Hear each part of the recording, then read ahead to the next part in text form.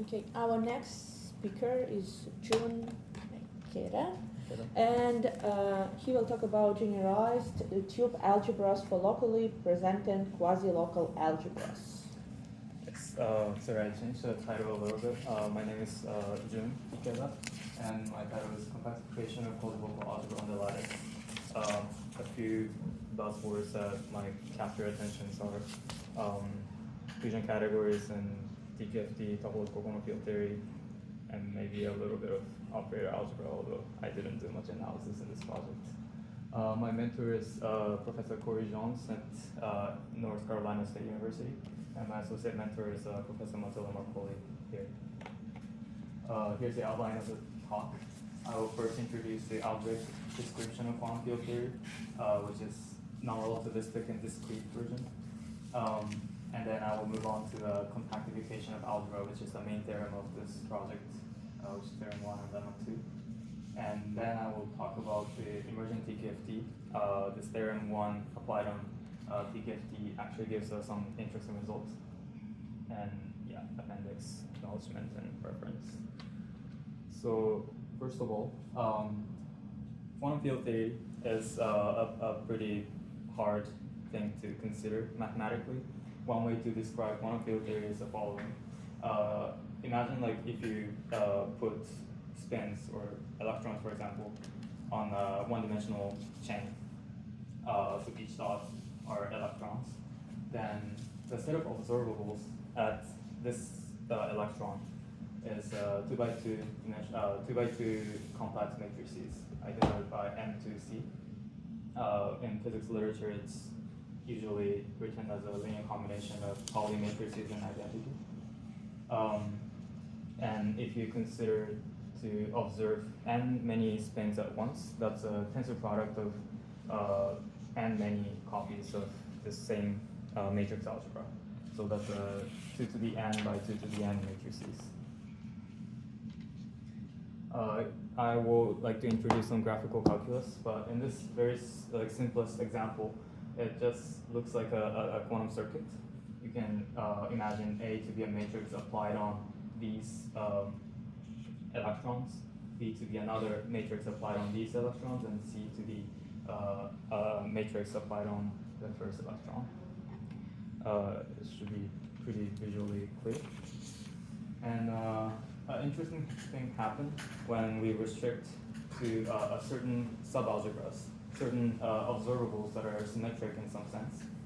So for example, if there is a magnetic field in a physical setting in z direction, then we want to only consider z-symmetric subalgebra, which looks like this, M2C sub z mod 2. This is a set of all matrices that are invariant under conjugation by Pauli matrices, and more concretely, it's spanned by identity matrix and Pauli Z. However, if you look at multiple electrons at once, there's going to be something interesting, because this set is, as I wrote it down before, the set of all 2 to the n by 2 to the n matrices, and we require that it is invariant under the conjugation by Pauli matrices. But it is not just simply a set of on-site symmetric matrices. It also contains more observables. For example, this one is now invariant under conjugation, although if you look at on-site at each site, it was not. So this is the generalization of this setting. So we define algebraic quantum field theory to be a set of algebras assigned on each site. We don't require that the algebra assigned to 2 points is just the tensor product of algebra assigned to 1 point and 1 point. It might be something bigger. We also require some extra conditions that reflects locality and causality that are very basic principles in physics. So a few examples, Z mod 2 symmetric subalgebra is the one that I just described. More generally, we can also consider G-symmetric subalgebra. And even more generally, it turns out that the correct mathematical object to describe algebraic quantum field theory is something called the fusion category.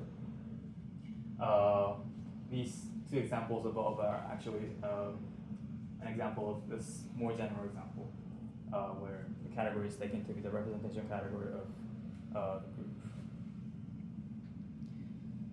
By curly A parenthesis C, I described I denote by this the set of algebras, collection of algebras constructed from the data of fusion category. Although I don't think I have time to describe what the fusion category is. And main result, which is a compactification. In order to motivate this, I would like to describe how physicists think about quantum field theory usually.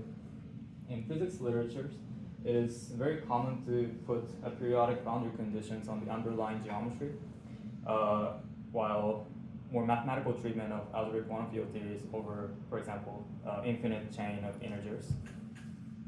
And this is actually a subtle problem because this is finite dimensional algebra when you put the periodic boundary condition, while the algebra that mathematicians deal with is in general infinite dimensional algebra, C-star algebra in particular.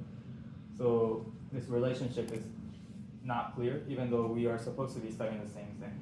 So the algebra over Z, the quasi-local algebra that I described, and algebra over this compactified geometry.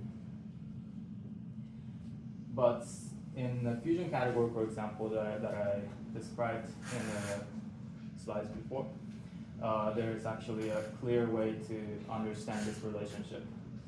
So A of C, constructed from fusion category, you can kind of think of, imagine this algebra of observables as this kind of graphical diagram, where each of them is almost like a matrices. And it turns out that when you put the periodic boundary condition, the correct algebras to think about is this thing called the tube algebra, which is visualized as tube.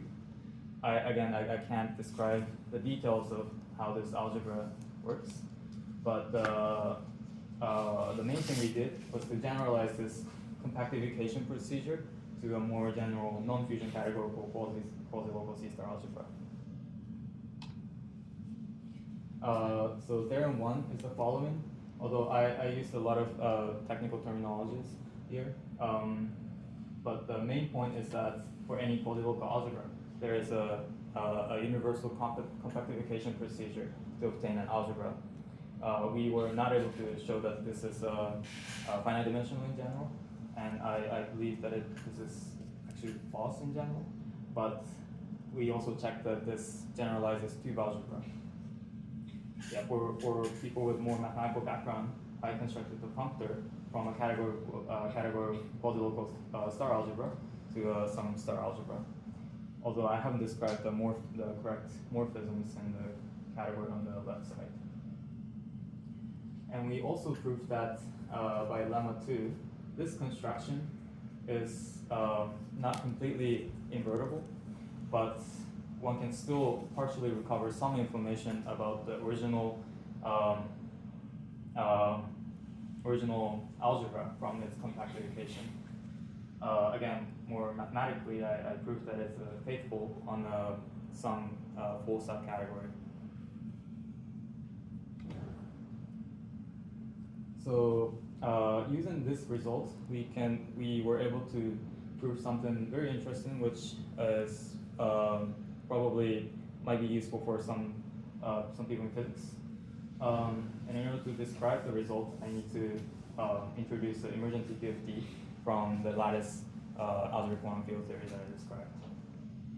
So there's a procedure in physics called a renormalization, which transforms a specific lattice model to another model in a way that if you apply this transformation multiple times, you get something simpler. There's this diagram here. So if you have an algebraic quantum field theory here, which is a quasi-local algebra, and if you apply this procedure many times, we get something simpler, which we call topological quantum field theory. Intuitively, it's a low energy limit of the theory. And an interesting question, which sometimes people in like quantum information or quantum computing world ask, is that which symmetries in this emergent TQFT is actually present in the lattice model. I will describe a more formal way to define this question later, but intuitively, yeah, the question is that some symmetries in TQFT is actually not there in the lattice model, and we want to understand when is there the corresponding symmetry. And I was able to give a partial answer to this question by using this construction of compactification.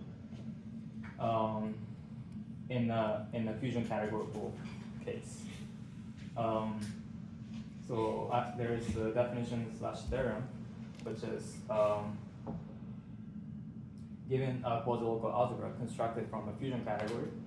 The emergent TQFT is described by what's called the Drinfield center of the fusion category, denoted by Z of C.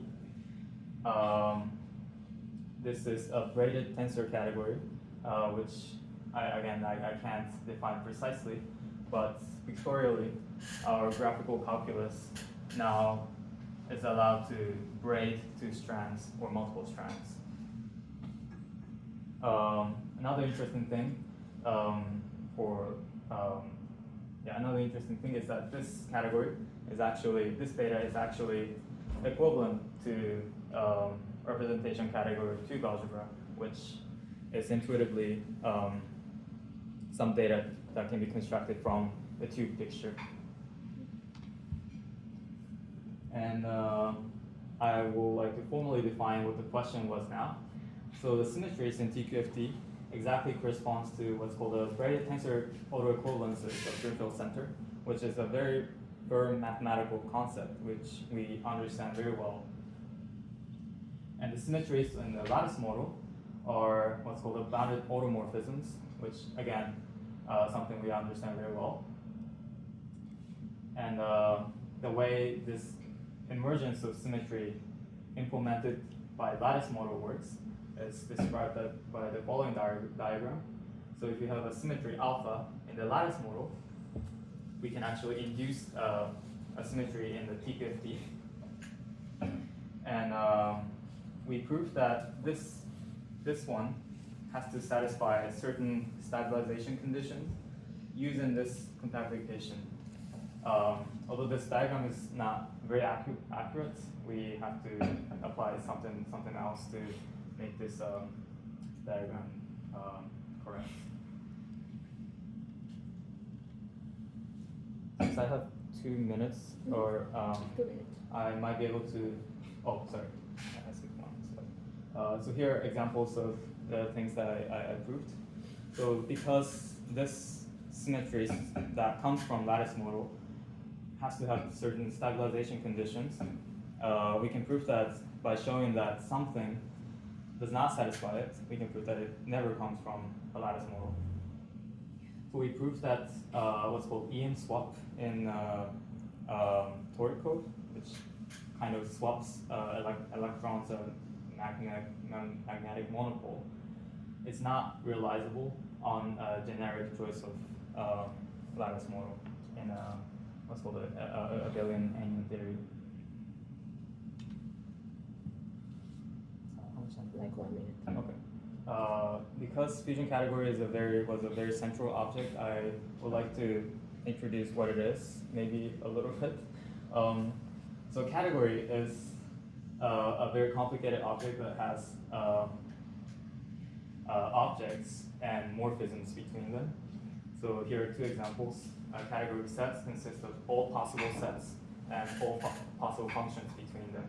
So you can kind of understand it as like a graph with vertices and infinitely many arrows between them. The category vector spaces is, again, all the vector spaces and linear maps between them. And the monoidal category is a category in which we have a well-defined notion of like binary operations on objects and morphisms. So pictorially, it looks like this.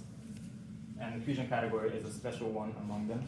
And this is actually a very interesting object that appears in representation theory and maybe some in operator algebra and quantum field theory, and has been studied very intensely in the past 20 years. Yeah. That is